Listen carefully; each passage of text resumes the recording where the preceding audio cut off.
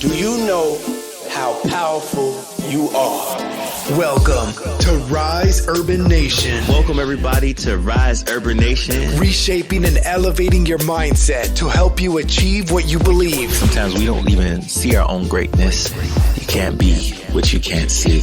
And connecting Black cultures to build a community of talent and success. Black people need to realize that they are assets. You are an asset. When we rise, you rise. Come together as a group. This is RiseUrbanNation with Terrell Simmons. Welcome, ladies and gentlemen, to another episode of RiseUrbanNation. I'm your host, Terrell Simmons, and the guest I'm bringing to you today, my man Frederick. If you don't know about Jago, you have to really get informed. This is a game changer right here. His technology and his journey to even where he's at today is just beautiful and inspiring. He's actually out in, but when we recorded this, he was on his way to Lagos and he's on a trip out there. So I know he's out there having a good time, reconnecting. It's been a while since he's been back. So I can't wait to hear about his story and his journey. And when he gets back, we're going to do some more things too. But definitely support Jago because it's definitely a tech company that I believe is going to really, really help, all of our people when it comes to forms of transportation and getting us to healthcare and just offering a lot of solutions. I can even see it with, over in the US with, all the voter suppression or things that's going on, helping all of our generations getting back and forth to the voting sites. But I know it wasn't built on that premise, but it's just something else that I envision with the other things they can do with streamlining healthcare, allowing transportation and so forth, and access and mobility that is definitely needed. So let's get into the episode without further ado. Here's Frederick. All right, welcome, ladies and gentlemen, to another episode of RiseUrbanNation. I got a special guest in the building today, my brother Frederick. I just found out that my brother is Nigerian, so I don't know how he got a name like Frederick, being Nigerian. Yeah, I mean, thanks to the colonial masters, right? Right, because my father, he was the first one in the family to have Frederick. So at one point I was Frederick Jr., but thank God I'm no longer Junior, right? But yeah, that's how I got Frederick. But my Nigerian name, which is also my LinkedIn, is also my Instagram, Abovav_mind. But it's Kewe, spelled Kevbe. So you could call me Kewe. So yeah, Fred, you could actually, my press, what's out there in my bios and stuff is Frederick and Kewe. So you could call me Kewe for sure. Yeah. Yeah, you can call me. What does that I go mean? by that. That's on my ID. That's on my licenses. It's on and everything. So you can call me Kewe. It means God's gift. God's gift. Oh, I love it. So my Nigerian name is Adekunle. That's fire. You know what's crazy? Look at this. Yeah. I am literally listening to Adekunle Gold right now. Some Adekunle Gold. All right. He's got the vibes, man. Let me serenade the vibes real quick. Get the vibe going. Give us vibes. Yeah. You hear it? I hear it. Hey. Yeah. So I didn't even know your name was Adekunle. That's crazy. Now he's good. The music is like this. The frequency is 528 hertz. That's what it feels like. 432, 5. That healing frequency. That because music is therapy, man. I love music. It is. That was my first love. That was my first love too. I actually wanted to go into the music biz, but I ain't had the pipes for it. But right. I still got a mic in front of me somehow. Our voice. Right? Yeah. You're using your voice. Yeah. You're using your voice. So he's like, hey, you guys say you can't sing, but look, you still got a gift to talk. So let me let you get up on this mic. I must say though, like right away off the bat, I've done a lot of like interviews over the span of my career and stuff. But most people just go straight into like the what, from the jump, which is. We're going to go into the whole journey, my friend, because, everything that you've been through has prepared you for who you are today. So I like people sharing their journey with me. I like that. Yeah. So Paulo Coelho. The Alchemist. So you already know. So you know the value of each person's journey is just an insight into your own journey that can help your journey. So, I appreciate you even having that angle, because I always say start with why. Simon Sinek, right? That's the most. That's one of my favorite books too. That's my favorite book. His TED Talk he did was good when he was talking about how Apple did their core mission. Like, for those of my listeners who haven't seen Simon Sinek, get the book. I got the book somewhere over on the shelf. Yeah. Office or my other office, but he has a TED Talk too. For those of you who are not avid readers, watch his TED Talk that talks about start with why. It's pretty good, powerful. Definitely look up another one that I love too. I know, Si, we're not really talking about, but I guess we're talking about everything, right? Relentless by Tim S. Grover. So you see the guy behind on the wall, in the office. That's Kobe, right? So Mamba mentality. So Tim Grover was Kobe's coach, personal coach. He was Kobe's personal coach, Michael Jordan's personal coach, Dwayne Wade's personal coach, like the greats. So how they think. So one of the key things there was just their obsessive, like, mentality with their work ethic, and that's something I resonate with, and that's why it's on the walls in my office. Okay. I see you. Got that Mamba mentality. All right. That's it. All or nothing. So that's my mentality. But that book is powerful. We can't talk about starting with why without knowing what's your why. And so let's start with your why.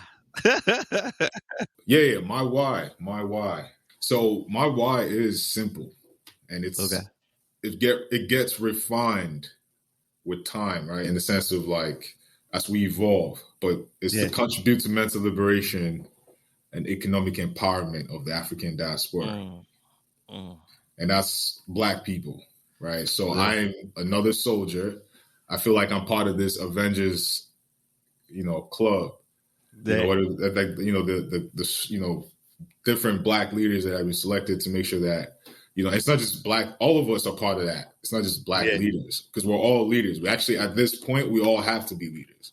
In the sense that, don't get me wrong, there are people who have to follow leaders, right? There are people who have to be part of that team. But the whole message I'm driving at, we have to have that self-starter leadership mentality, right? For our collective group of people, the community. Just like the Chinese, right? They all work together towards a common goal of economic empowerment of the Chinese. So every single person has to have that mentality of, look, I'm leading this. I'm a leader in whatever field you're in, your household, in your office, in your job, in your business. As a Black person, you have the responsibility. And as for some people, it might be heavy, right? You have that responsibility. Some people don't want that responsibility. I love that responsibility. My life is dedicated to creating economic opportunities for my people.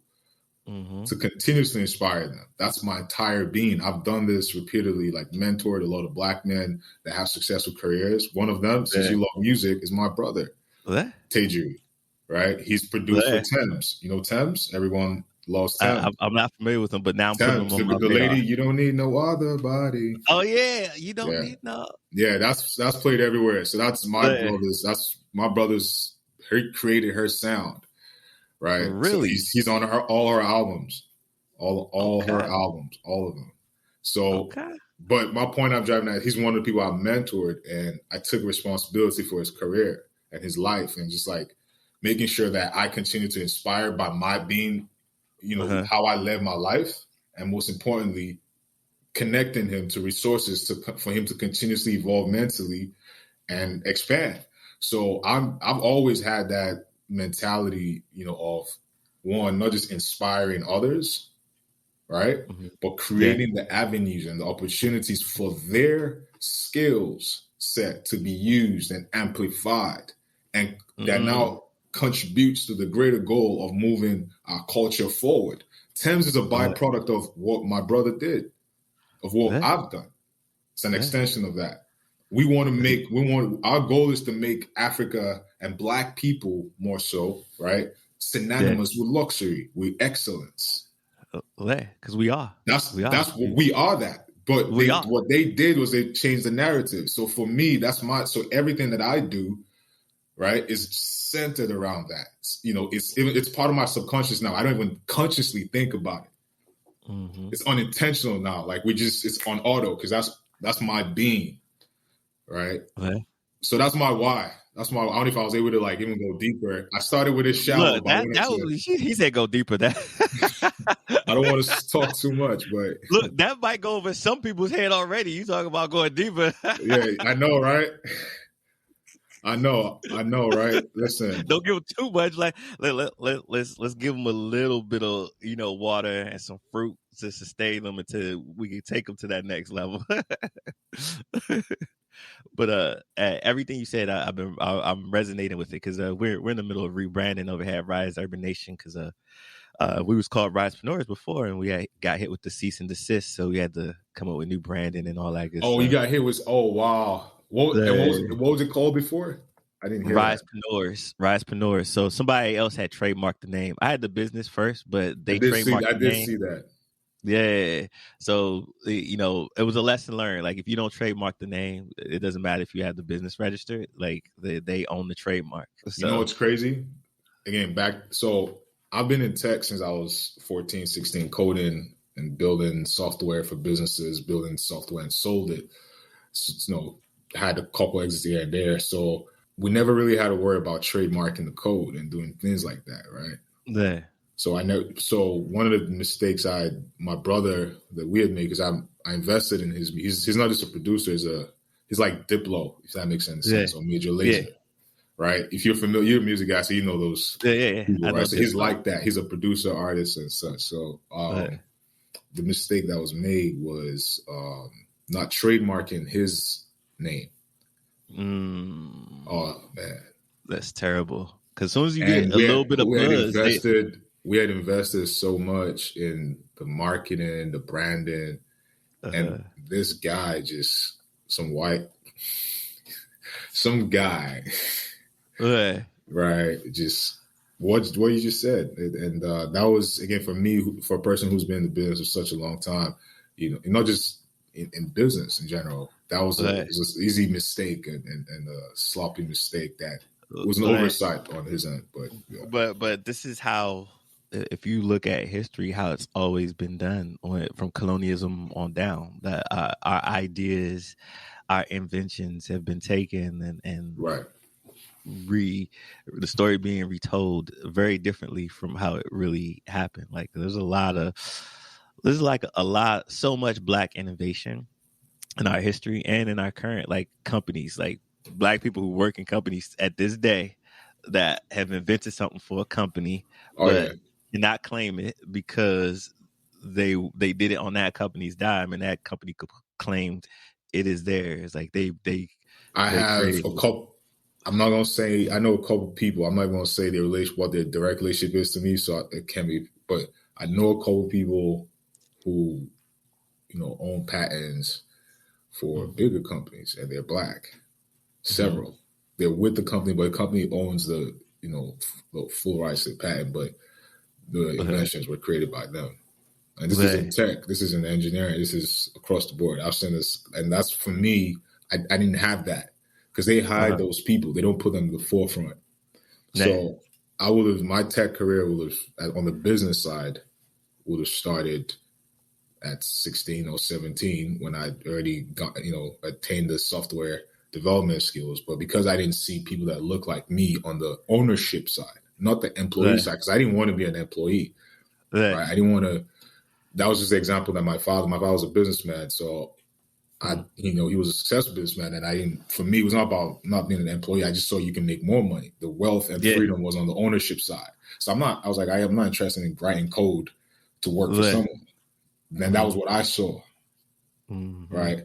So it took me some years until I saw Black people who were, like my friends' fathers or their, and friends and investors even that have over a dozen, and these are critical patents that the world uses. And those were actually my heroes. Those are my heroes too. They don't know this, and probably one day they'll hear this interview, and hopefully all of them, they know themselves.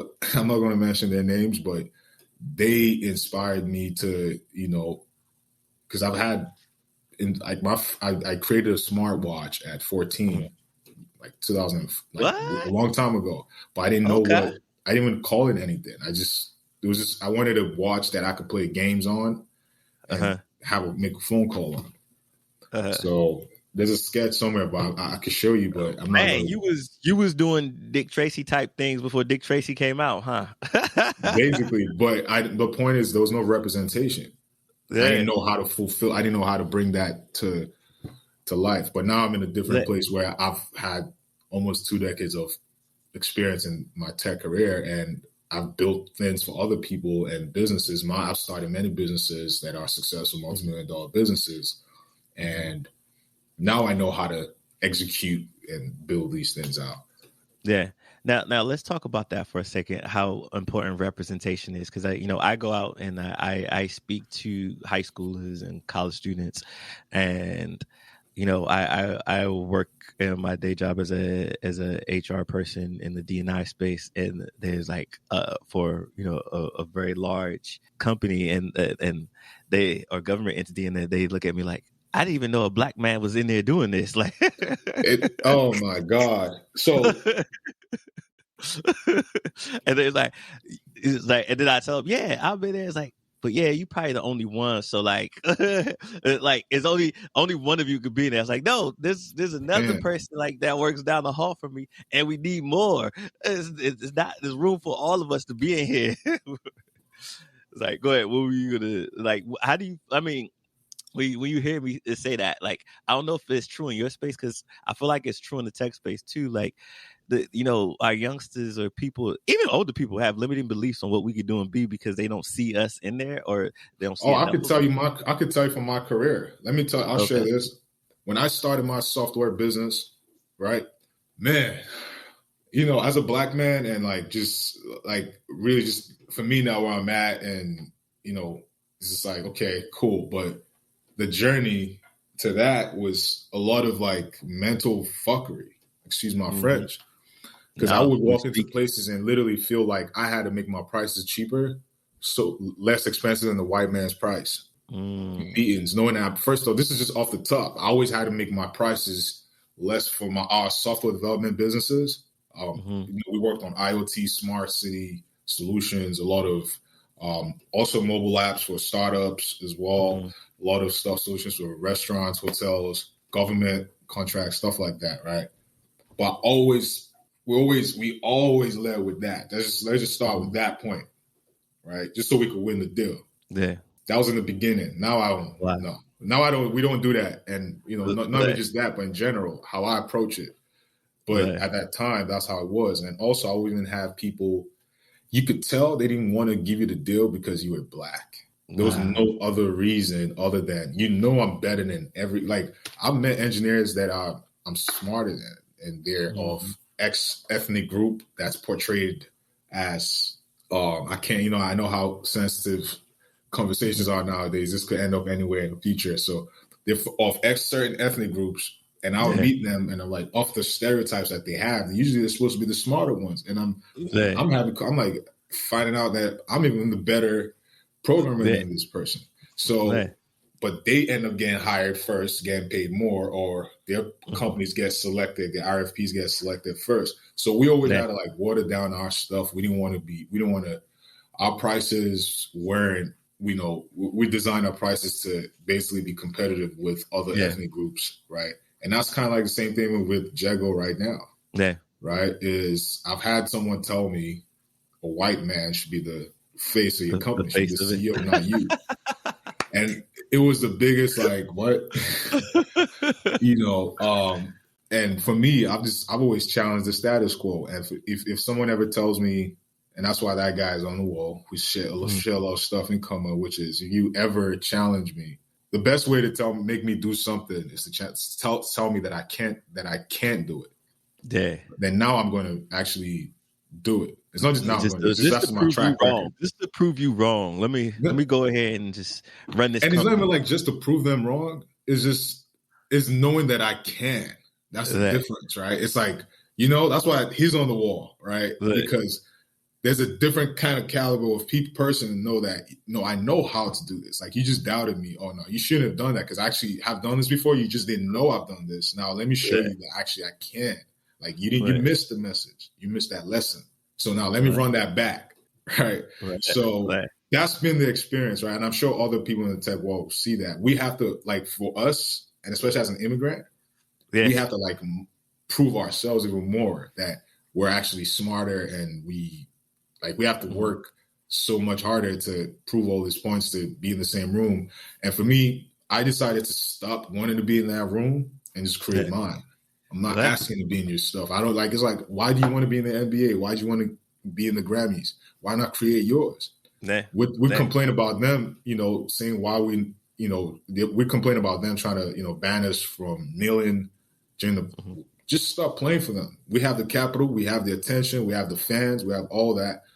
Bring that to ours. We don't need them. They need us.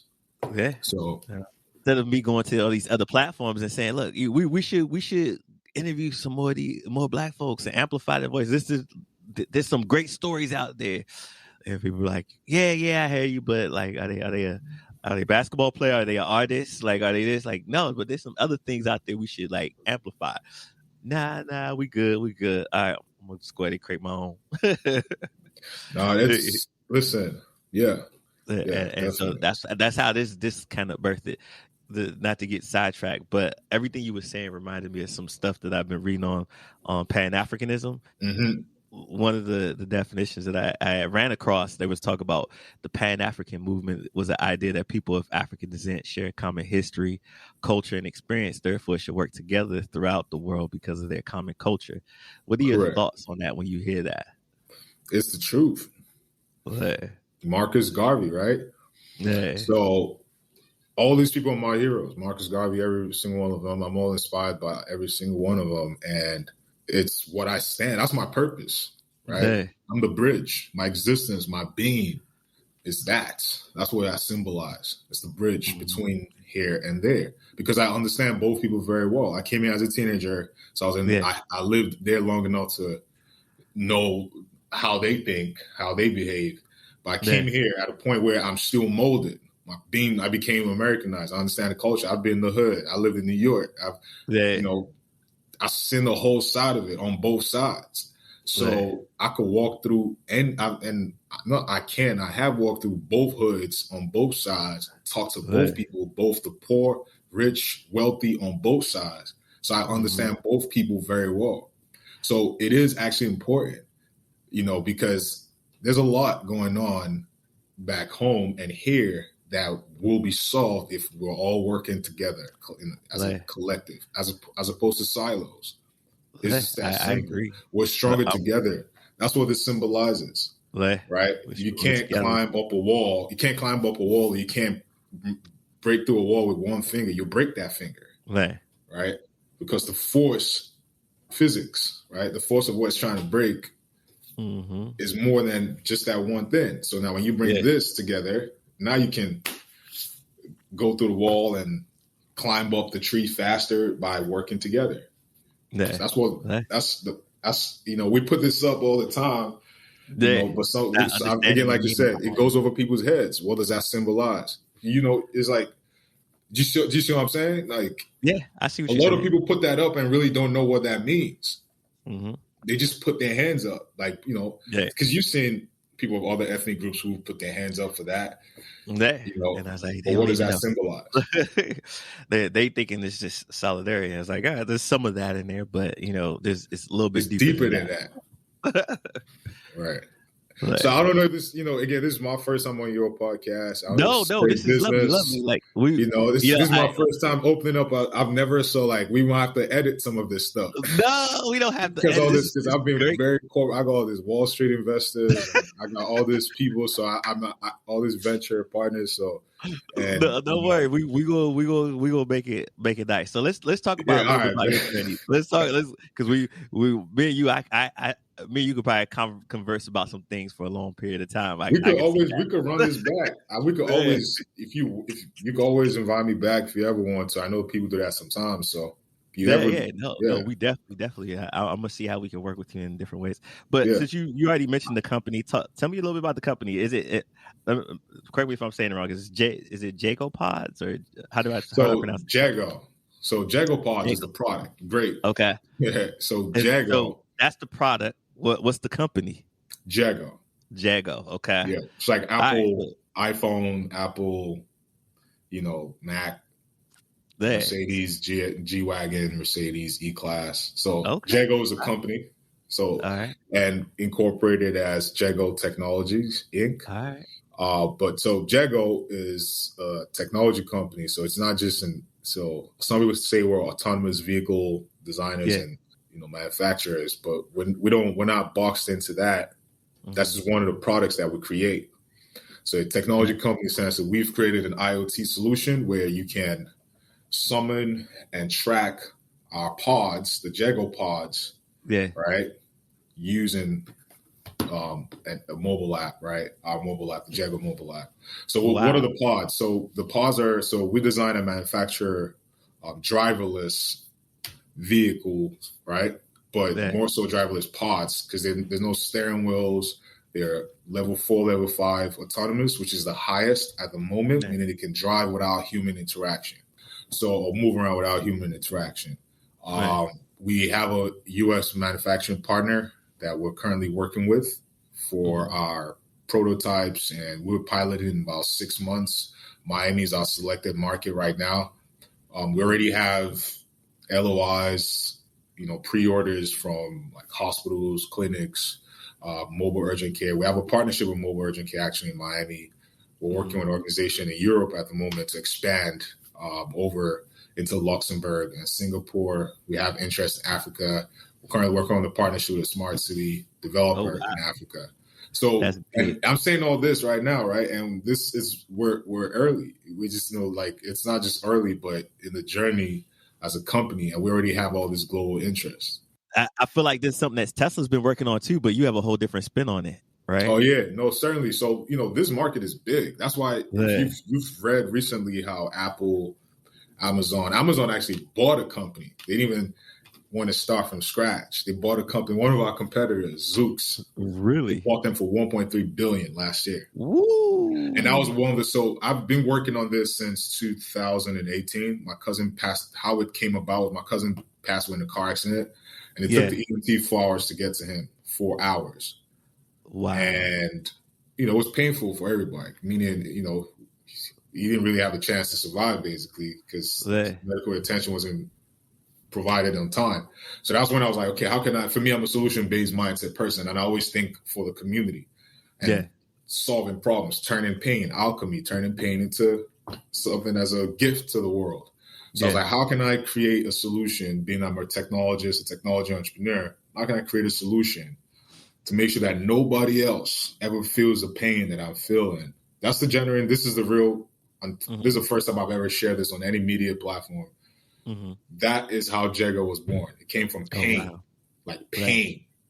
And it wasn't just pain, but it was like pain that I wanted to use as a gift, because that's how I think. I'm an alchemist. How can I turn this pain into a blessing that others can benefit from? And that's where it came from in 2018. But the world wasn't ready. Had the design and sketches up. And I can show you the sketch if you want to see the first one. Do you want to see it? Yeah, go ahead. Let me see it. Let me see this first sketch. And I love the story too, because and you got Kobe Bryant right behind you as you're saying this, because Kobe had that same mindset of turning pain into. Have you seen the pods? Have I seen the pods? No. No, I mean, did you see the website? Have you checked it out? No, not yet. So this will be my first time. So you got to see it first before I show you the sketch. Okay, all right. Hold on, let me go on it. Yeah, so you go to jagopods.com. All right, let me pull it up here. Pods.com. So it says connecting businesses and customers. Hold on, let me see if there's a that's the website. And the Start Engine has some more visuals on there.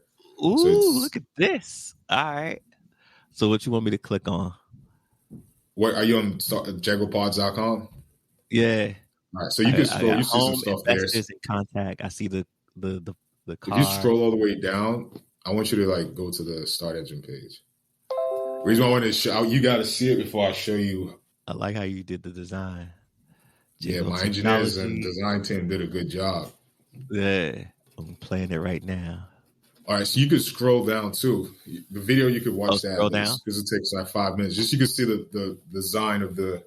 I'm looking at it. I like how it's like a little square and it's clear. It looks very clean. We did it very clean. The aesthetics, clean lines. Thanks. I was designed by myself, and then we and now you see that. So this is where it started. It started with that, the rough sketch. It started with that. Once I got the vision came down, I just put it down on paper. The reason I wanted to show that's very important. A lot of people don't put pen on paper when they have a vision, and it's just. And I think sometimes that helps you flesh it out too, right? Very important. I have notepads everywhere. Always. Always. I have like stacks of like you got to write it out. Think about it. Plan it. You like me. Let me show you something. Look, hold on. This is one of my notepads right here. I like that. Dream it, believe it, achieve it. And then look, these like I just keep notepads around because like ideas be coming, and I'm like, let me jot this down. Like you got. I got more notes. ideas than I got like designs and products. But that's you got it. You patent some of them, right? Not yet. But I'm on my way. That's the next stage because I wasn't a tech guy, so I didn't learn about patenting and stuff like that until much later in life. Unfortunately, right? Yeah, no, patents are very important for protecting your vision on time too. That's is the difference between when you file for it, but you can still file. But so that's where it started, and where we are right now is we're getting in about 5-6 months. We're going to have about 12 of them on the road. That's the target that we have right now. I love it. And then you start gathering data and information. So tell me, how did you really get started in your? Because like I don't know. I feel like in our time, it's hard to say that our parents had the wherewithal, and people said, "Oh, you gonna start your own company and build this." Like nobody had the wherewithal to say that this is what you're gonna do when you grow up. So like, how did you really start in the direction in the career that you're in right now? Well, for me, business, like I was always going to end up in business because of my upbringing. My father was a businessman, and he was pretty good at it. And I knew that was, and the people around me, my uncles and his friends, I saw they were getting money from. They're all businessmen, so I knew that's really what I wanted to, be, because I saw the cars and the money they had, the houses they had, and so business was. I knew that was the way out. Like it wasn't the way out, but if you're choosing a path, because again, my father's already a businessman, so it was like if you're gonna do anything, you got to be better. So I have to be a better businessman than my father. That was the mentality. It's like, okay, he already was a good businessman. Okay, so that means I got to surpass whatever. That was how he raised me. It was like, you got to be better than me. So it was like, that was like how it started. Okay. I shadowed him, followed him always for years to the office. So I saw how he would manage hundreds of people, how he would lead them. These are experience is better than what you learn in college. Right? That's why internships are actually more valuable than a lot of that experience. Yeah. College experience is great. Don't get me wrong. I'm just saying in the business world, experience is more valuable. You know what I think college is good for? College is good for networking. The discipline and networking. Like if you don't have discipline or you don't have the systems or structures, the discipline, for sure. Yeah, but for sure. I don't feel a majority of my education that's made me great at what I do, I did not get from college. I got it from mentoring, the real world, shadowing, and doing the actual thing. Yeah. So that's how I got great. I don't know if you feel the same way, but that's how I feel. Yeah. No, I mean, it has its pros and cons. Definitely biggest pros are networking and discipline, like I said, organizational skills and, communication skills. Improve your communication skills, social skills. But I mean, there's a lot of great benefits because you're meeting people, masterminding, working with people, how to work with a team on group projects. Those are valuable you're taking skills. Advantage of that in college. If you take that was for me, that was what I was doing. I came. I was. You know how most people are undecided as freshmen in college. how most people are undecided majors. Yeah. I know how. I was not. I was decided. Like I came in there, I was like entrepreneurship, global business, and IT. It was very specific. Like because I was already studying these things prior. Like, you knew like no, because I also knew it was expensive. As an international student, we were paying like 50 to 60 grand a year. Oh wow. Tuition. Yeah. So it was expensive. So you got to know what you got to figure out the ROI, and you know it's not cheap. So for me, that's literally how it was. Like my father's about to pay all his money, and you know it's not throwaway money. This is an investment. So that was my thought process. It was like, okay, I'm coming in here. First of all, I already know I want to do business, because for me it was either I was not going to go to college, I was going to go straight to business. So I already knew that I wanted to study business. I was focused. So that's how it started. It started with that. That was my upbringing and everyone around me. And, you know, my career path, you know, the skill set in IT, my father actually enrolled me into a Microsoft IT Academy without asking me. Oh, really? Yeah, he didn't ask. It wasn't like, you want to go there? No. It was I was playing basketball. I wanted to be a basketball player. You know, I'm like 6'5" and a half. And I just, again, the kind of money and the kind of impact, being able to reach a lot of people has always been in my, like, I want to impact a lot of people. Like, that's always been in my spirit naturally. So that was, I loved it. I loved the sport, but my father didn't like it, right? And so he just wanted to take me away from it, try to pull me away from it. I mean, he successfully did do that in a way. Not intense. I mean, I could should have pushed forward if I wanted to, but I ended up loving, you know, technology. And I've always loved tech, but in sense of like formally being in a formal environment. And I've always taken apart computers and put them together since I was a kid, you know, without looking at manuals. I enjoyed doing it. So maybe he saw that. Because till today, I'm like, how did he know? Like, till today, I still think about it. What about me? Because, you know, as kids, we don't know our parents are looking at us. Yeah. So he's like, what was it about me that made him say, okay, I'm just going to enroll in the Microsoft IT Academy. Don't ask nothing. Just start. That's how it was. I remember, because I used to always just go and I'll be on the basketball court every day. And that's where you meet everyone in the neighborhood. And I guess he didn't want me to be exposed to that, because I was, you know, every day. So he, you're starting on Monday, and it was one of the best decisions he's ever. It's a gift that he gave that I still give it, and I will keep giving it to others. That's the thing, right? So it's something I'm like, God must have really used him, because even I have a lot of former teammates, and everyone who's played sports will understand this. My teammates from college and friends who are actually in the NBA, and you know, just you know, we all have friends that, you know, either that couldn't make it to the pros, or everyone knows that story, and they couldn't pivot. It's hard. They didn't know how to pivot. If you don't have a game plan, or if you don't have any other skill that you another skill set. So that was a blessing. I was a teenager. I was 16, coding in the lab overnight with adults. I was the youngest in the lab. I'm serious. Everyone was twice my age. So when I started, it wasn't like a thing that Black people as a career, like it wasn't popular. Like you said earlier, there were people in the ranks that have been there, or not even just the ranks, but like there are a lot of innovation is driven by Black people, but the mainstream never showed it. So for me, and I started over there. So it's just that was how I got in. It's almost like destiny / luck. I don't know how to explain it. I didn't plan to be in tech. It wasn't. I didn't think of myself as, because I didn't see any representation. Yeah, but tech obviously had this plan for you. It's like I didn't have a plan for tech, but tech had a plan for you. This is the first time I'll say this, and I'll leave this there, and people can do what they want to do with it, which is, again, representation. I always did want to build something like Tony Stark's, though, as a kid. Oh, that's cool. No, I'm serious. As a kid, that's all I would like. But I didn't think I could do it at that time, because representation, I just thought it was a fantasy. I can see that. It's not to me anymore. It's not.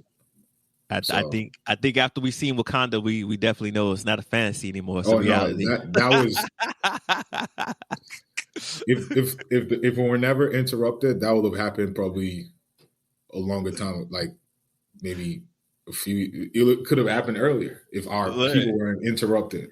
Well, I mean, if you look at the sheer what history has left behind, like the pyramids, right? It's still standing. No other civilization has been able to create anything like that, and they did this before there was the technology we have today. So, how do you explain that other than we are a special breed of people? I mean, we know this now, right? And that's the thing with even like our hair. Yeah, look, you see our hair. Like I remember, weren't allowed to even do this not too long ago. Right. Like comfortably, just like be ourselves, like in corporate America, in the business world. Now we have us doing that in our suits, right? Mm-hmm. Braids, locks, fro. We're just expressing ourselves, and it's the beginning, right? Like you said. Yeah, absolutely. We're a special breed of people. So I got this one question because I always love, especially if a young person is listening or somebody else who's always said, yeah, but he always had to influence this, that, and other. I always like people to tell me, what was your first job? Because it's not how you start, it's how you finish, right? And I like them to see, somebody's first job to where they're at today. So what was your first job? My first job, if I'm being honest, was for my father. I worked for my father. And I got fired. You got fired? Your dad fired you? I was like, why he fired you? I'll tell you right now. I was like 12 years old, and I was always like, I guess, telling him I wanted to. I can't remember, it's such a long time ago, but I basically was like a manager of some sort, like a supervisor or something, like at the factory. Because we had a luxury furniture factory. That was one of the businesses. Like he's an architect, property developer, and such. So I was supposed to like oversee something and learn. Again, I was shadowing him. I was supposed to be doing that, but I basically took like a 2-hour break or something like that. Oh my goodness. Yeah, I was supposed to be like 30 minutes. And I was like, because it was my dad. And this is, I thought, and I'm glad all those things happened. My journey was very interesting, right? So this was obviously back in Nigeria. So it was a little more comfortable for me, funny enough, back there than when I came here as an immigrant. So, but that was when I got my first like life awakening. Like this shit ain't sweet, because nothing is ever given to you. That was the first when I realized, oh wow, I thought because it's pops, like I come back 2 hours, like I'm special, like you're my, and he fired me, like fired. He told me, I remember it till today. I remember he fired me. So that was the first job, and then in America when I came here, my first job was I worked in the gym. Yeah, I made like $350 a month in college as a freshman. Okay, so you had the hustle. Right. That was my first job, as in the gym. Like, I'm not. You talking about like real job, like corporate America? That had to be corporate job. Your first job, because I my first job was in the movie theaters. I worked in the movie theaters. In college. I always wanted that job. My boy had Kwame. Shout out to Kwame. He had a job in the movie theater. I was like, that's so clutch. I don't know. I just thought it was cool. It was like, especially at the our age, because we get to watch movies for free, like when they come out. And so my homies always hit me up like, "Hey, could you get us in?" Like, yeah, I got you. Just come around 8. Yeah, that's amazing, man. But that was my first job, and then I had something at Abercrombie and Fitch at the same time. Because at 360, they were paying me at the gym. Because for me, I chose the gym because I was still playing for my university, so I would just. I was playing for the team, so it was like a cool thing to me because I could just be in the gym shooting all the time and practicing. Right. Setting up the games. Like I would set up the games, break it down, and clean the gym, the court, sweep up the court. But I just wanted to be on the court, so it didn't matter to me. Right. But then I had to get, Abercrombie and Fitch, and my friend was working there, and I walked in, and the manager walked up to me and was like, "You want a job?" I'm like, yeah. So, because there's a standard that they have at Abercrombie and Fitch. Apparently, I found out later. They have this like look and I don't know what, I guess I wait, you fit the look? I guess you had the height. And I had the height, apparently, so for what they wanted. And I was just there waiting for my friend to get off his shift, and so we could go. Wow, man, I got a job. So, and that was actually my first like outside the shores of college campus. Like that was my first job. Gotcha. And I got to learn a lot about people, and it was retail. So it was like it was cool. It was just interesting. I got to learn a lot about people and just traffic and how traffic can impact businesses. And inventory, logistics. There was a lot I learned from that. So, but you know what? I'm glad you said that, because I always tell people, look, there's a lot that you can learn from working at any job if you pick up on it. Especially if you want to be an entrepreneur. There's like systems that the company use that that you could be using as systems and processes in your business when you set up your business. So you have to pay attention to those things, because the company doesn't want to give you those things. They don't want you to know those things because that's their proprietary. I can't even say proprietary. Yeah, info. I know it happens to me sometimes. They want to hold on to their systems that's made them successful, and then you get in there, you see it, and if you can go replicate or enhance that for your own personal use, then you got a viable business now, right? Right. So I mean, even if you're not even replicating per se, even because not everyone wants to do the same thing from their job or work or create a business similar to their job. But for me, every job that I've had, I've sold big data solutions in the sense of server storage and all that to airports, large organizations to, again, like I was mentioning, my first job was in retail. I've I've been in the logistics industry. I've been in manufacturing. So all of them are different, right? But there's all synergies, and every single one of them brought me lessons. Every single one of them brought me lessons, and experience. I have a very wide understanding of the business world because of those jobs. And also because I made sure, like I knew, like I've always from the beginning, as a New Yorker, I came into a city where I started from zero to being on the NASDAQ tower, right? Yeah. Before I got on the NASDAQ, I'm just giving as an example, before I go on the NASDAQ tower, right? When I was just a regular, and I'm still a regular person, but when I was still climbing up, I knew that every single moment, right, was so priceless. I still remember till today, like quantum moment, right? It's still happening, right? In the sense of like time exists on one timeline, right? It's not multiple per se, but is knowing that this is a stepping stone. Mm-hmm. Even what I'm doing right now with Jago, I have a vision. I've always had a plan. That's my wall.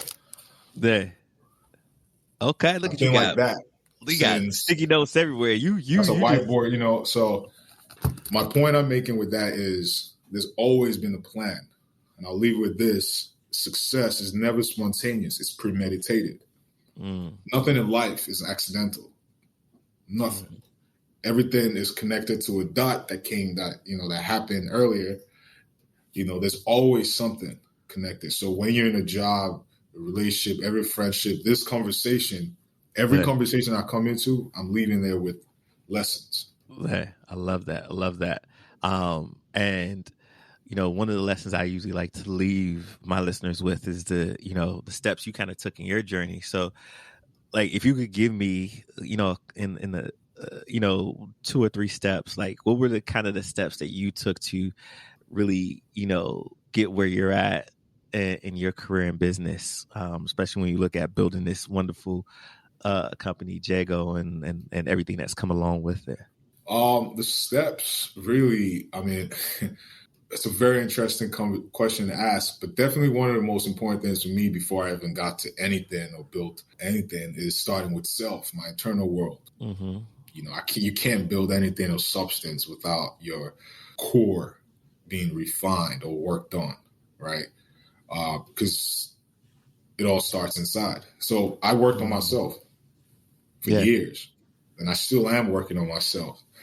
Some of those sticky notes are actually mantras. Actually, all those sticky notes were mantras that you saw. They're mantras. Just reminding you on the journey. Yeah, I travel a lot.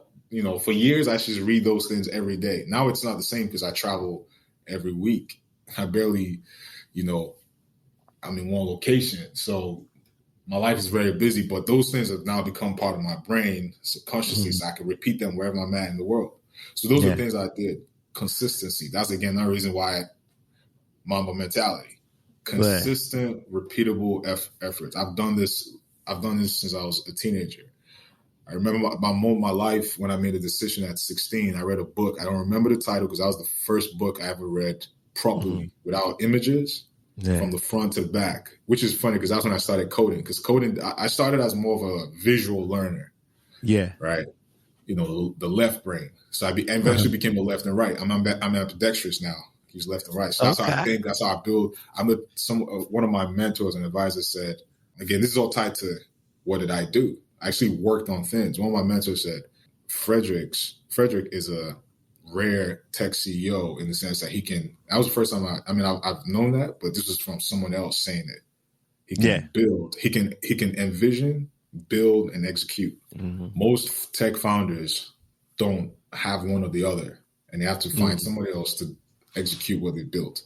My other company, actually, Abovav Innovation Labs, has been a technology partner to hundreds of businesses to help them execute what they're thinking about. Yeah. So, but before I got to being able to do those things, right, just like how Kobe can dunk, shoot, crossover, he worked on every single one of those things to become that person that became, like everyone talks about Steph Curry. What did Steph Curry do repeatedly to get to the point where he can shoot from the other side of the court, other end of the court to, there's repeatable actions, consistent. You wake up every day. So even with the culture at Jago, one of the things we look out for is how consistent is this person? That's actually how I check for like the 90-day period. How consistent are you in what you do? I'm looking for that.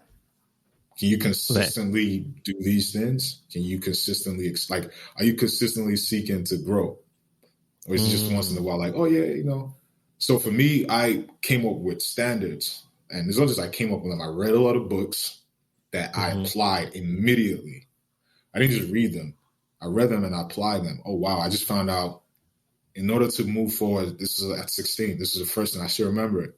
In order for me to change my life, I have to, first of all, take ownership that I did this, and that. No matter what happened, whatever it was, good and bad, this is what I did that got me here. So I took ownership. That was the first take ownership. Forgive yourself. Yeah. And then write a plan to move forward. Those are 3 steps that I do in everything in my life, from business to personal relationships. Yeah. Man, good and bad, right? What you dropping some real gems here today for the folks. Like somebody will get a lot of wealth from this conversation. I went from in college, how I make money. So again, going back to what was your first job? I used to throw parties to make money. So that's one reason I didn't even get like jobs. I wasn't looking for jobs. I was just always, I used to throw parties to make money. And as a freshman, I'll rent a big house and charge people. I'll throw a little event, get the drinks, everything, put promos, the first 5 people to come here, or whatever.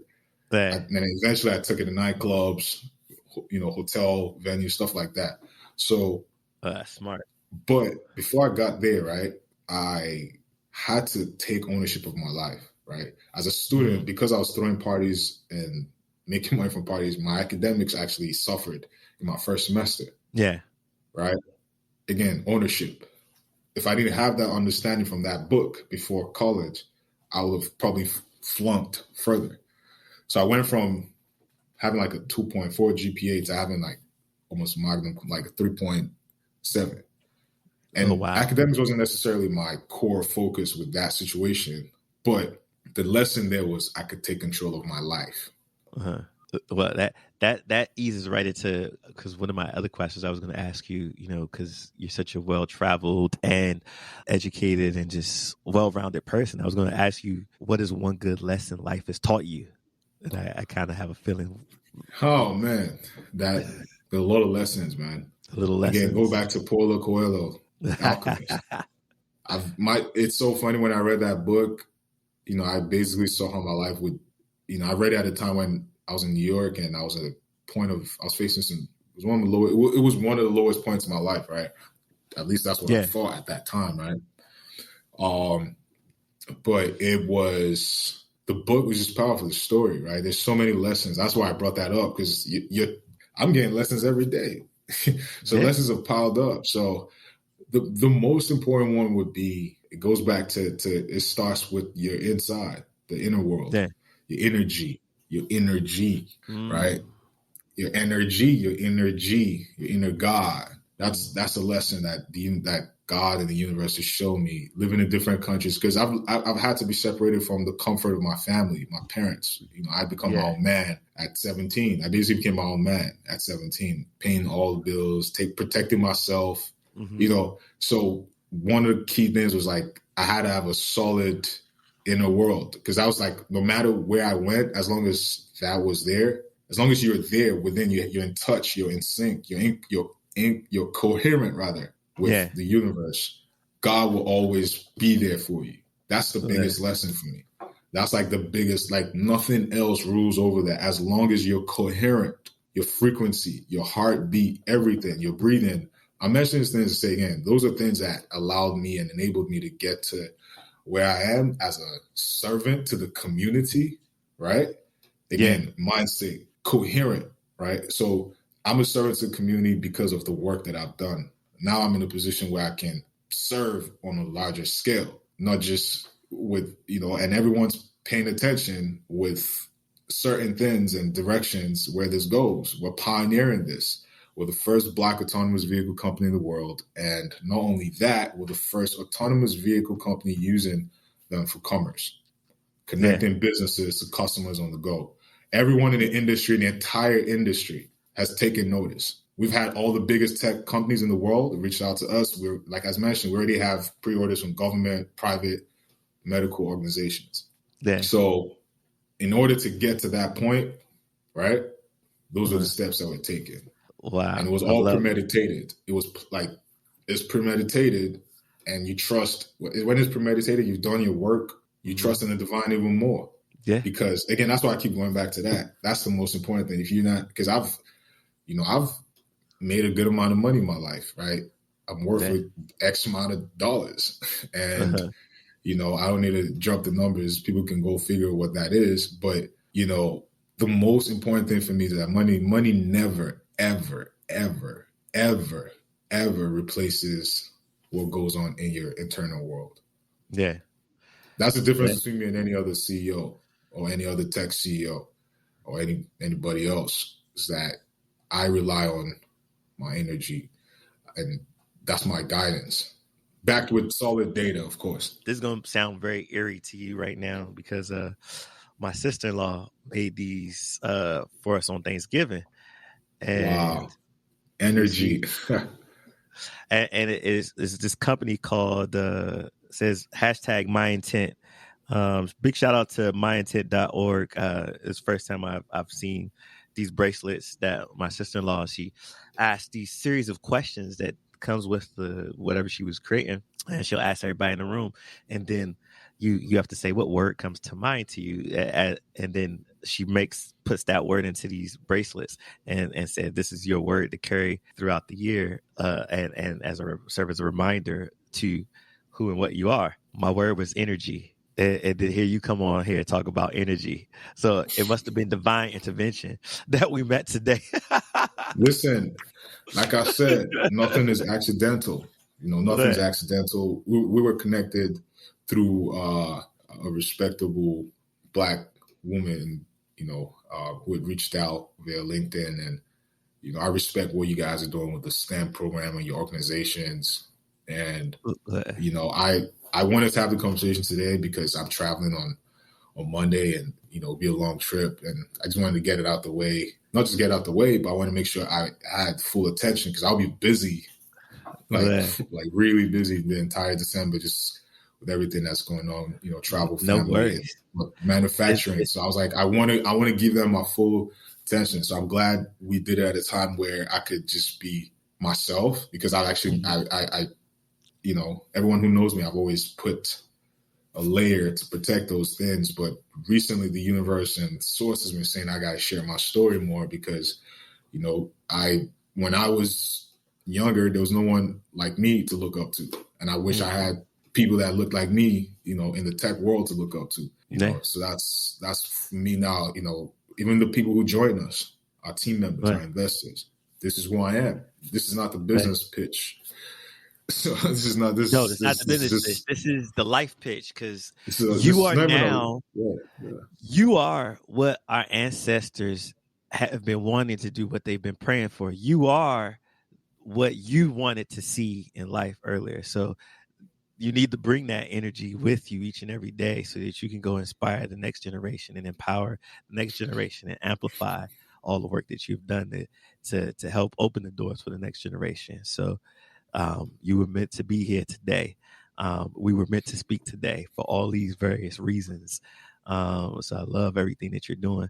So with that being said, what's some good advice you would give to someone who's going to listen to this and now maybe they're the younger version of yourself and they never seen anybody in their circle that's doing what you're doing, and now they're inspired, or that person who's stuck at the 9 to 5 who wanted to do what you did but didn't see anybody, and now they got your story.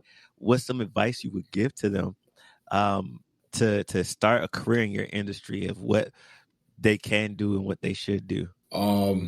Be grounded. Be grounded in the sense, not be humble. Be grounded in the sense knowing. Because when you say be humble, it's like our people have been humble, right? For centuries. Humble makes you hide your superpower. Yeah. So when you're grounded, you know your superpower and you don't misuse it. You know when to use it, you know? So that's the difference between being humble. Humble will make you keep your mouth shut when you're supposed to be using your superpower to help others. It's selfish, actually. So, but again, that's just something I learned over time. I used to always say I'm humble, and actually, I was humble for a very long time. And I hid those things. I hid those superpowers, and now I know the difference. Be grounded. My wife always also remind me about that. Be grounded, not humble. Okay, be grounded, because energy does need some grounding, right? Because if not, it'll be all over the place, shocking people. You can't be all over the place. You got to exact your chakra. You got to be grounded. You got to be coherent. So again, that's no real. This is real. Again, going back to energy and energy, right? Energy, your inner God, energy. Is be grounded. That's the first thing. Be grounded, because when you're grounded, you're coherent, and you can pay attention to people and everything around you, and you can receive those messages from Source, God, right? Source, God, same thing. For those who might not be familiar with what Source is, that's how I address situation. But and most importantly, definitely find mentors, or not. I won't say find. They will find you. It would find you. Mentors would find you. You guys will attract each other. When the student is ready, the teacher appears. I've been a student and a teacher many times, and I still am on both sides. The student is also the teacher, and the teacher is also the student. So it's a double-edged sword. So always find yourself in relationships like that, and go into relationships. Top 5, Will Smith said, the top 5 people you spend the most time with in your life determine where you go and who you are. First of all, everyone around me is gunning or contributing towards that purpose of, mental liberation and economic empowerment. Every single person. Yeah. My time on earth is limited. Again, which is another advice: manage your time. Because even though I threw parties in college to make money, I wasn't partying. I was up like that, counting that money, and I went straight to the library. You was running a business. I was running a business. I wasn't partying. So for anyone to mix that up, I wasn't having fun. Everyone knew I was always I was always doing something. When I got into my freshman year in college, again, premeditated success. I told myself, I'm going to take on as many responsibilities as I can, because I know my future will be busy. I still remember that thought process like it was yesterday. I was 17, and I said to myself, I'm going to take on, and this is the things I took up. I played basketball for my university. I was a senator in student government. I threw parties to make money. Obviously, as a freshman, you're having fun. You have all these friends, lady friends and all that. So all those things are keeping you occupied, right? It's time management. And at the time I used to rap. a lot every day. I wrote bars every day. Like, really? I'm talking about 48 bars every day. Like, it was and again, this is routines and consistency. I did these things consistently. But anyways, my point I was like, I knew my future was going to be busy. So I planned ahead of time. I tossed myself into the fire. So again, going back to mentorship, what do you want for your life? If you have to put yourself in the rooms, you have to create scenarios that would mirror what that life would look like. Like Russell Simmons said, you got to act or behave like you are that thing now. You are the CEO of that Fortune 50 company. So I have been this person since I was a teenager. It just takes time, like a seed. A seed is born, an acorn tree, right? Or a mango tree. The seed, when it's planted, it's already a mango tree. Every single one of us, whatever you visualize for your life, for your sense of aspirations, it's because that's in your DNA. It's not just your DNA, that's in your soul. That's in your code. It's who you are. This is my jam. I'll leave that. Listen to that. Trust it. Listen to it, trust it. And not just listen to it, trust it. Let it flow. Like, just let it come through you. You're a vessel. Just let it flow through you. I'm a vessel. And the universe is letting this story just flow. I'm working with it. I'm collaborating with everyone around me. And I'm collaborating with them in their own stories to bring their stories. So that's it. Collaborate, and everything else I said prior. And that was my last piece.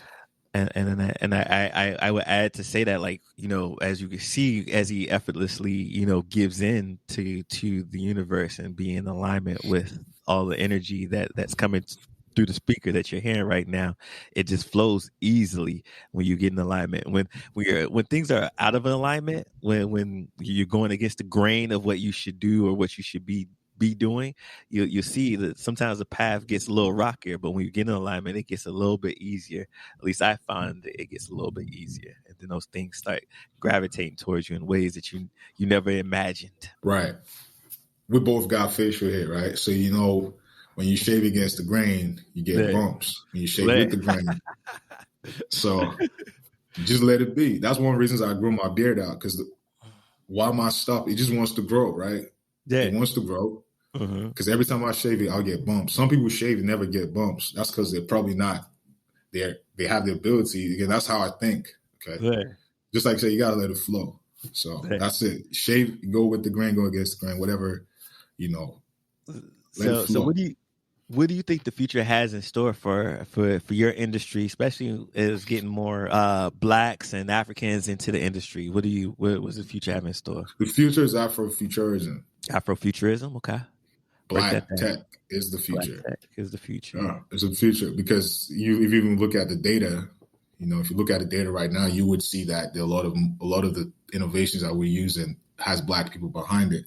And the difference is we now have Black venture capitalists that can invest in Black startups like mine, that have been investing in Black startups like mine. We have venture capital, we have Wall Street, and now with the Start Engine, as mentioned earlier, allows, when they approached us, it resonated with my purpose of economic empowerment. So I'm like, so you telling me when we 100x or when we have an acquisition, because right now the company is worth 10 million, when we have an acquisition and around 100x of $1 billion, right?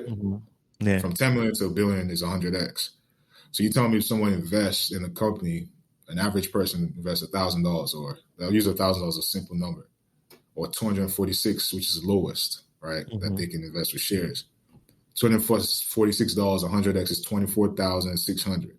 So you telling me that could happen? So they would have that kind of extra liquidity, that cash event in their lives? Sign me up. And we went through a rigorous process with the SEC and the compliance levels of compliance, because this is like an IPO, pre-IPO. So you have to they vet everything that's on there. So everything that's on the Start Engine page, which is startengine.com/Jego. I guess you guys put that somewhere. But everything is vetted. So that's what the future looks like. The future looks like Black people having more ownership in all these large tech companies. That's what that looks like. It's free. It looks like, and this requires us working together, right? That's all I can say. It's not, it could look like that. That's what I see, but it will require us working together. That's what the data shows. It's still early, but that's what I'm seeing. That's the trajectory. That's the projection. We just have to keep working together like we are, and just working together more. Yeah, I agree. There's a lot of innovation. There's a lot of brilliant scientists and engineers and doctors and entertainers. I was just connecting the dot to the point that technology has gotten to a point where the skill sets, a lot of the skill sets in our community, in the Black community, right, will lead to financial freedom. Do you see what I'm driving at? So like the baskets, like, do you know how many artists are in the Black community? Like, do you know how many people have benefited from NFT like sales recently? How many artists? I mean, it's not in the millions, but it's ripple effects. These are people with households that they now can invest in the other families' businesses, their businesses. It's a ripple effect. It's a chain effect. Yeah. I remember watching, I forget which artist did it, that they created an NFT of one of their songs. And they're like, man, this changes the whole game because now I get distribute right directly to my consumer. And I don't have to deal with the middleman, with the record label who's owning my masters, who's owning my distribution. Money for my distribution is direct to consumer with none of that, and I get all the profits. Like, and they was like, this is a game changer. Like, right? Why would I want to release music the regular way anymore, or like through the record label, who's going to take 70% of my income and own my rights to my stuff for life, and isn't like, you know, so. It's powerful. The future, I mean, like, you've been seeing the whole metaverse, which is really augmented reality, mixed reality, connected to the internet and all that. So it's been around for some time, but now metaverse is a new buzzword and everyone's talking about metaverse. So the future will definitely have that. You know, it's not just the future, that's the present. There's going to be a lot of digital collaborations, even more. You know, we'll be able to have conversations like this, right? Using the lenses, you know, like the Oculus maybe, or the Microsoft Hololens, which are AR, augmented reality glasses. I prefer those. We'll be able to shake hands and literally, and you'll be able to feel it. Like I've had the experience at Dreamscape. It's a VR with the sensors. They have the sensors on your hand and your feet. Me and my wife, we've been there like 4 times. We're taking our friends there. This is happening. It's no longer sci-fi. I touched a dinosaur in one of those VR stuff. Like, you felt it. I'm serious, and it was trippy. Because, so my brain, my memory, you got to understand. That's why, like, for me as a technologist, I see the benefits of my businesses, especially with Jego. And I can't share too much, but we have plans in those spaces because with VR and AR and also with the metaverse, you know. So that's gonna be beautiful. If you go on the Start Engine, you see the pods already like there. So, but it is the trajectory of these things. We have to be very careful. Again, you hear all the technologists say the same thing, all the tech CEOs. People will not be able to understand. It will get to a point where reality, the lines between, you know, reality will be blurred because the emotional and psychological impacts of these technologies on our minds and our brains, not even just our minds, they're actually similar to drugs. So, you know, it's a very, very, you have to be careful. So I've mentioned these things, you know, to a couple of people in our space, a couple of tech leaders in our space. Like, you know, there has to be a way to regulate these things. You can't spend more than X amount of time, hours or something, because once you spend over your brain, you will forget. Your memories are not like mixed in, and you're not sure which was what reality and what. These are case studies. They're papers on these things. Oh, wow. So, but that's what the future looks like. The future looks, first of all, people will be in their homes, right? But they're living in digital worlds, ordering things through Uber, right? And other means through Jego, having things brought to them. That's what Jego pods are for. They're able to bring things to you, right? Without having to leave your home. We're bringing experiences to your businesses, services. That's the reason why I bet on that, because again, in order for the metaverse to be popular and for it to be successful with the plans that are currently in place, it requires you being in your home majority of the time. And that's why we're betting. I walked away from over $15 million in the past year to build Jego. There's a reason why I did that. I'm betting on isolation and digital. Like, that's why I'm betting on. Wow. Because in order for the metaverse to be successful, it means you will have to spend more time in your homes, in your offices, right? There's a reason why Microsoft invested in the HoloLens, in order to allow and enable you to work remotely without having to leave your office here or your home. Businesses like Twitter and the rest have implemented, permanent state work from home, right? It's now within WFH, right? Yeah. It's now a thing that you see everywhere, work from home. Right. So that's what we're betting on. About that, but yeah, you definitely. In order for the metaverse to be successful, I know we spent some time here. So in order for the metaverse, and I'll leave it with that. This is why this is why we're betting on that, and this is why all the large tech companies are also betting on AV vehicles or autonomous vehicles that can bring things to you. That's why Apple is betting on it. That's why Amazon bought a company for $1.3 billion, right? That's why Google's working on one, right, with Waymo. These are the things. This is where the world is going. It's full automation. The future is automated. The future is decentralized. The future, like with the NFTs and the power and the resources, is decentralized. Fintech is all that, right? The future is shared. That's why Tesla, and all these other companies are all centered around how can we, like with autonomous vehicles, the natural thing to happen is for it to be shared. Because since it can drive itself, I don't need to use it all the time. Someone else can get it and share it with me. And the cost drops. Because one of the reasons why they're even betting on the shared economy is because, again, with COVID, what happened, spending power dropped as well. Okay. All right.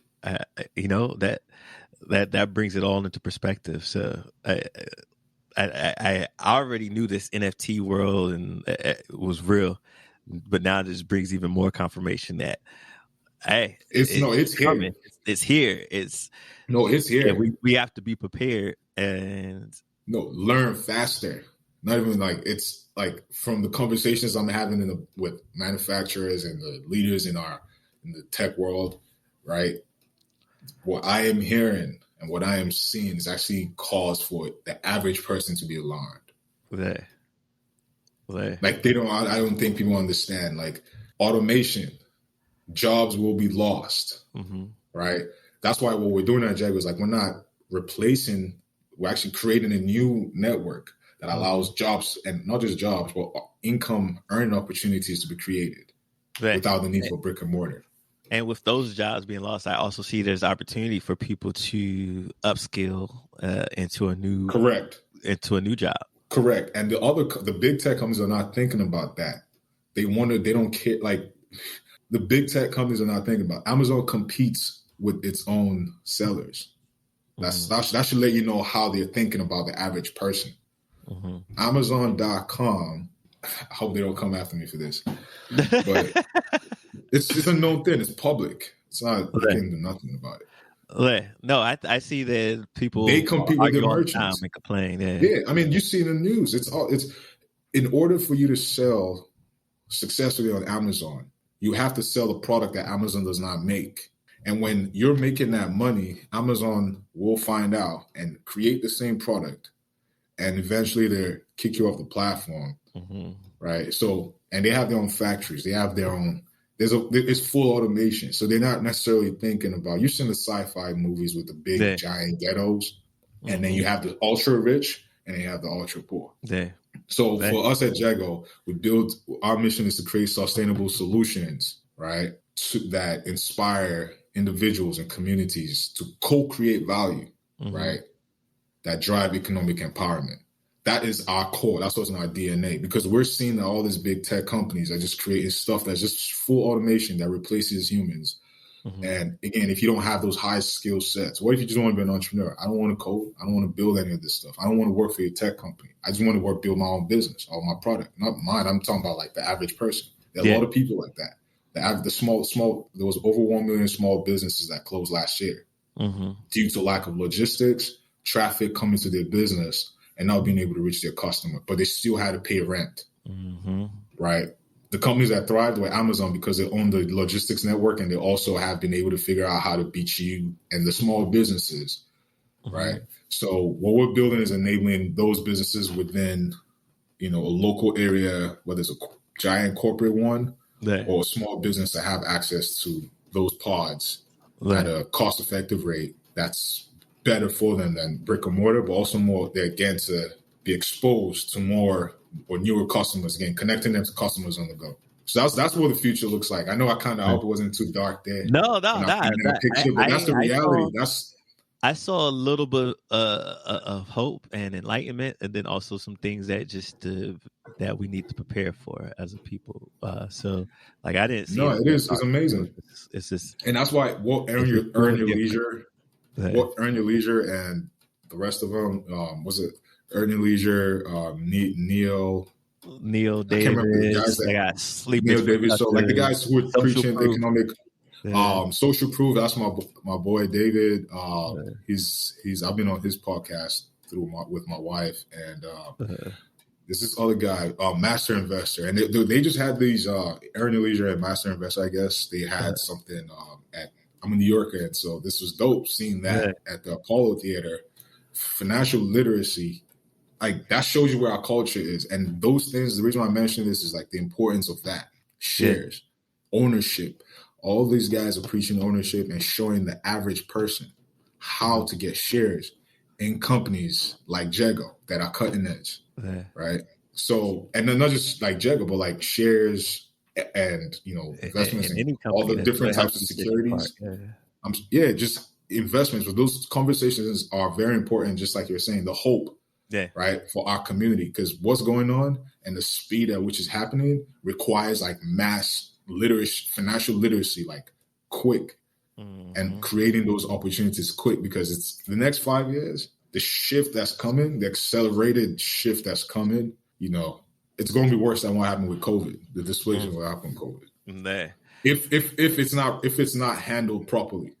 If it's not handled properly, like, everyone was caught off guard with COVID during COVID, and so we have to, and I believe that woke our people up. It did. They didn't realize, this job insecure. That's when. I think that's how during COVID, Earn Your Leisure. I mean, it was already popular, but it got even more popular because people were now tuned in. People were woke up, and they started paying attention. And I think, hopefully by the time this episode gets out, people will be paying attention again, and then everything that you told us here is probably going to be, oh man. My man Frederick told us about this like 2 years ago, and here we are, right? I've been right so far. I mean, it's we'll see. I mean, just we're sharing, like you said, what we're just doing, sharing stories. This is just my story. This is my perspective. I'm not saying it's true. I'm not saying it's going to happen. But it's the lens in which you see, and it's your world. From what I've seen through these lenses. And which is some nice frames, by the way. For those of you not getting the video experience right now, my man got some really nice frames. I might have to go get those later. Well, thanks, man. It was a nod to a legend, but there's I'll let people do their homework on that. But it was a nod to a legend that symbolizes something for me. But thank you. I appreciate that, brother. No problem. So, let's end off on this. Because me and you'll probably be talking forever, and I try to keep this a drive time, whatever drive time is nowadays. What projects are you currently working on, and where can the people find you? I know you're about to go on this huge little run in December, but what can you tell us about what you're working on and where can people find and support? So right now, Jego is primarily everything that that's focus. We do have other businesses that are running simultaneously that came before Jego. So Jego's like right now, like we're focused on getting those on the roads. Mm-hmm. And right now we're in the manufacturing stage to get some of those things on Miami roads by next year, middle of next year. Nice. So that's my focus. That's taking up all my energy, like you mentioned earlier. Let's go. Let's do it. Yes, that's taking up all my energy right now. Right back at you, brother. Thank you, brother. I appreciate that. That's why I'm at, and they can find me on Instagram and LinkedIn, my full name. They can search my name, Frederick Akpoghene. They can I believe when they search that, Instagram should pull up because it's in my Instagram. But my Instagram handle is ABOVAV_mind. So Abovav mind. And you could, and then Jego, you could definitely follow Jego Technologies on Instagram, and you can find them on Twitter and LinkedIn as well. But primarily Instagram. So that's what we're doing right now. And then definitely, they can join our journey at startengine.com/Jago. We're excited because like the average person gets to join and participate in our journey. We already have venture capital investors. We already have angel investors, and we're attracting more. This is a very capital intensive business. So our company is going to have to raise, millions, hundreds of millions. Yeah. And that will be done through venture partners. And it's also, we're very, very, very, very focused on path to profitability. I'm a businessman first. I'm not interested in just raising capital. My focus is building a business like I've done through my other businesses that are sustainable and run themselves. Our goal is to create this ecosystem that allows and gives economic and income opportunities for our people. So I'm excited, And then just on the last note, Jago, the meaning of Jago, it was inspired by a Yoruba goddess, the goddess of commerce, goddess of marketplace, Ajay. So it was a nod. It was very intentional. We wanted to make sure that we had the DNA of a Black woman's essence in the company's culture. And that's one of the things, I'll put this out there, and I think that's how we're connected, right? Yeah. We want to build a culture where we have a lot of women leaders. Our goal is to have like 51-49% in the sense of ratio of women to men in the office. That's our goal, where we're like the largest company that has the most, women engineers, women business leaders, and all that. That's the goal at the company. Wow. Jago. I want to make sure I put that there because I don't really share the meaning of Jago a lot.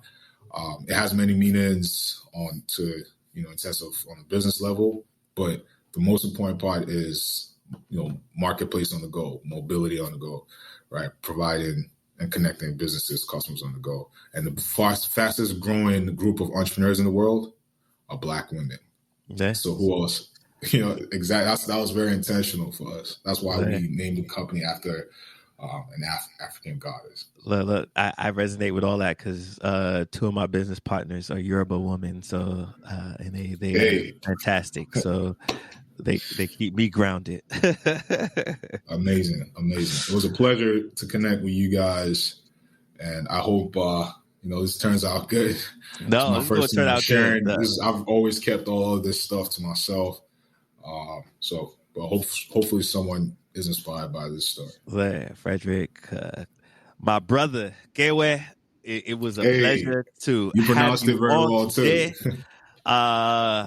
I can't wait for the people to hear this. For those of you who are following along and you didn't get all that information, you driving, whatever, don't worry about it. We're redoing the website, so we're going to put all of the links and everything that you could access. I'm going to get them from Frederick, anything that he wants to share with the people about the company. We'll put them on the website. We're going to promote it. And let's put energy into this man. He's doing good work so that we can all benefit from the work and the vision that he has put together here. So thank you so much, brother, for your vision, your time, your talents, and sharing your truth. We appreciate you and we salute you. Thank you, sir. Appreciate your time, Terrell, and I'm excited to continue the conversation and keep things going.